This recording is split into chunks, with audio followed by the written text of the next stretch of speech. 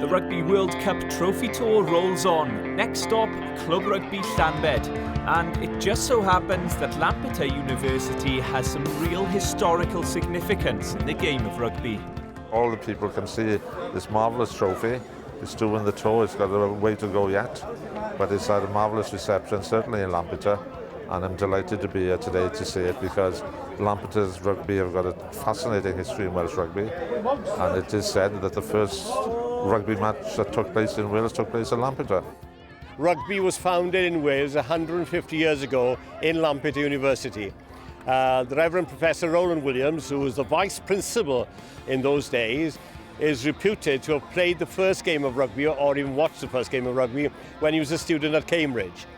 And he came then to Lampeter as vice principal in 1850, and he developed the game with the students. And of course, Lampeter University had the first rugby team in Wales. So this is the birthplace of rugby in Wales. It's a wonderful occasion, and it's a great pleasure to be helping the university, because it was to the university that the invitation to host the Cup came to initially.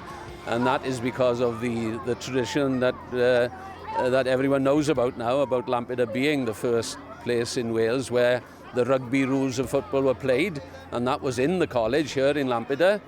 So it's a great pleasure to cooperate with them in making this day special for them and to share our facilities.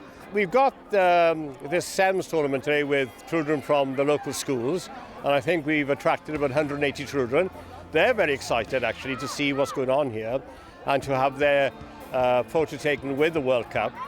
The other thing is we have in the next year rugby games, lectures and dinners, but also we've decided to have a memorial stone erected in the university to remember this kind of event, and that memorial stone will be unveiled in March. That's been the real bonus to see so many school children here today enjoying themselves and promoting the game of rugby, and long may it continue.